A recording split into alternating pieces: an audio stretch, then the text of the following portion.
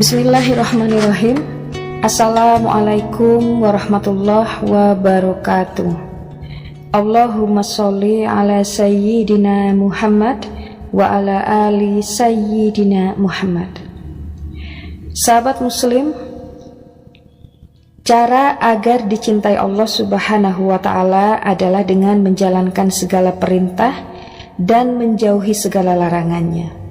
Dan di dunia ini, orang yang dicintai Allah Subhanahu wa ta'ala dapat dilihat dari beberapa ciri dan tanda.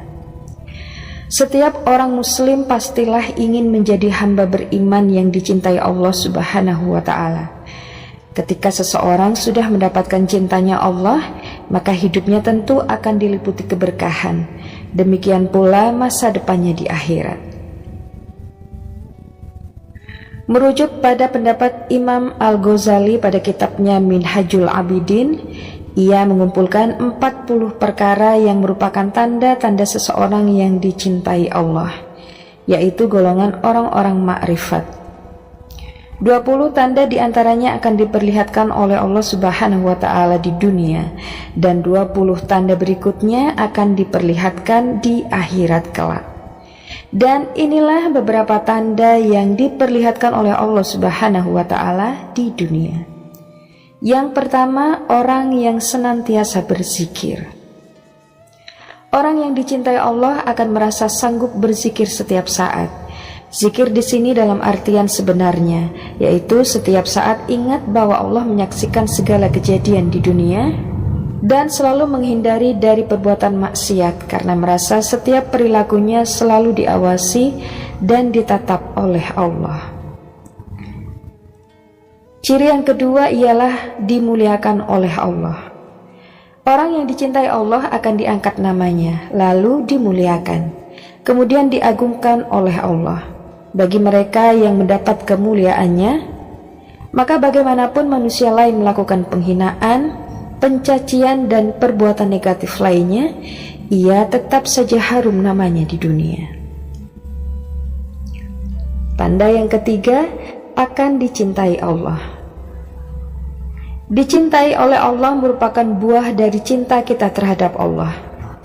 Keutamaannya, kalau sudah dicintai oleh Allah, maka tidak ada kesulitan yang menyengsarakan kehidupan lahir dan batinnya. Karena Allah yang memiliki alam raya ini, dan Allah maha tahu akan kebutuhan kita daripada kita sendiri. Yang keempat, Allah akan menjadi walinya ketika di dunia. Artinya seseorang yang dicintai Allah, maka dalam kehidupan dunia Allah akan menjadi pembela dan pengurusnya. Setiap seluk-beluk permasalahan dunia tidak akan disikapinya dengan perasaan bingung, stres, was-was, pusing dan sejenisnya. Tapi ia akan selalu berusaha tenang, tidak pusing dengan masalah itu, karena ia merasa yakin setiap masalah itu sudah diatur oleh Allah. Tanda yang kelima, Allah akan menyambung rezekinya. Posisi seseorang yang sudah mendapat cinta Allah, maka rezeki orang itu akan dilimpahkannya dari suatu fenomena keadaan dengan tidak susah payah.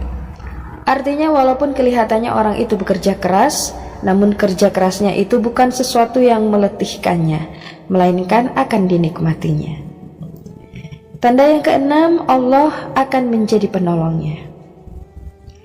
Inilah indahnya orang yang telah dicintai Allah, bahwa pembelaannya akan menyelimuti segala kejadian. Dampaknya orang seperti ini akan tenang dalam menghadapi setiap keadaan. Ketenangan ini cukup beralasan dimiliki oleh orang yang dicintai Allah. Sebab setiap yang ada di dunia ini mutlak adalah dalam koridor kekuasaan Allah, dan tentunya segala sesuatunya takluk kepada apapun yang dikehendakinya. Yang jelas harus diingat bahwa wujud perlindungan dan pertolongan Allah itu bukan berarti harus terus-menerus berupa suatu kenikmatan. Tapi ada kalanya Allah melindungi orang yang dicintainya dengan jalan ditimpa musibah. Tanda yang ketujuh, hatinya penuh ketentraman. Orang yang mendapat cinta Allah akan selalu tenang dalam memposisikan setiap keadaan.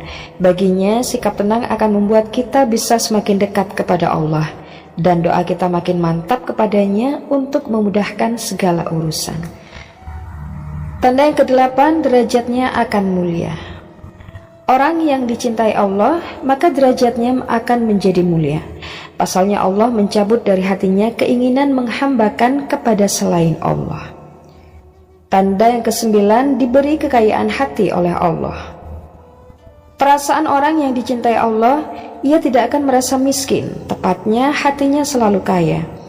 Pribadinya memposisikan orang kaya itu tidak dengan kekayaan orang lain, karena bagi dia kekayaan orang lain semata-mata kekayaan Allah yang benar-benar maha kaya. Dan tanda yang terakhir, hatinya akan dibuat bersih.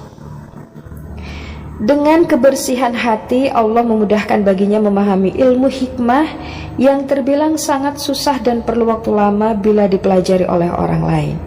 Dari kebersihan hati akan berproyeksi pada kebersihan tutur kata, pandangan dan perilakunya, yang pada akhirnya akan bermuara pada pribadi dan pemikirannya yang bersih.